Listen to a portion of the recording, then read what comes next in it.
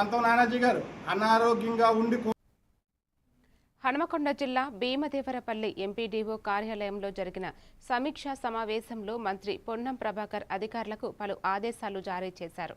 ధాన్యం కొనుగోలు ప్రక్రియను పారదర్శకంగా నిర్వహించి రైతులకు ఎలాంటి ఇబ్బందులు కలగకుండా చూడాలని సూచించారు. వేసవిలో త్రాగునీటి సరఫరాపై ప్రత్యేక దృష్టి పెట్టాలని తెలిపారు. మోడల్ స్కూల్ వద్ద మురుగునీటి సమస్య పరిష్కారం, ఇందిరమ్మ ఇండ్ల నిర్మాణం వేగవంతం చేయాలని ఆదేశించారు. అలాగే రహదారులు, కాలువల పనులు త్వరగా పూర్తి చేయాలని, ఉపాధి హామీ బిల్లులు సకాలంలో చెల్లించాలని సూచించారు. బడిబాట ద్వారా విద్యార్థుల నమోదు పెంచే డ్రాప్ అవుట్ తగ్గించాలని, గ్రామాల్లో వైద్య శిబిరాలు నిర్వహించాలని మంత్రి పేర్కొన్నారు.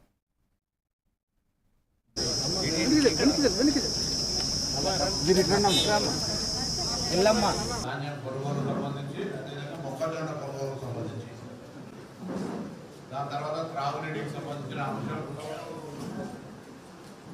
దాని తదుపరి భవిష్యత్తులో బడిబాట ప్రోగ్రాం కానీ, అదేవిధంగా వనమహోత్సవం సంబంధించి కానీ, పెద్దలు కానీ ఇక్కడ ఉన్నటువంటి అధికారులందరూ కూడా almost half of the officers నిన్న ఎదుగుతులు అటెండ్ అయిన వాళ్ళు ఉన్నారు. నేను మీ అందరూ ఒకటే కోరుతా ఉన్నా,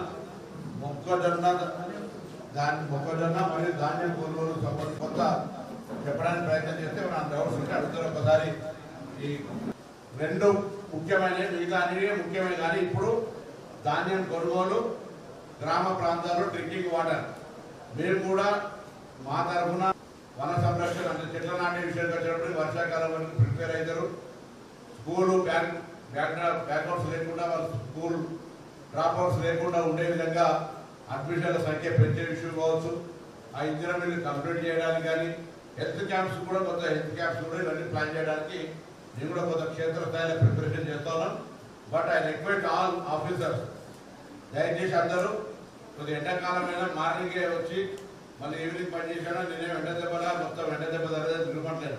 but responsibility comparatively your district area, ఈ మండలం మండలం వల్ల కొంత ఎక్కువ పశు సంపద ఉంది కాబట్టి దాన్ని కూడా ఇంకా కొంత మనం వాళ్ళ ఇబ్బంది లేకుండా అయితేనే ఇంకా కొంత రెండు అంశాల పట్ల అందరూ కూడా. నెల్లూరు జిల్లా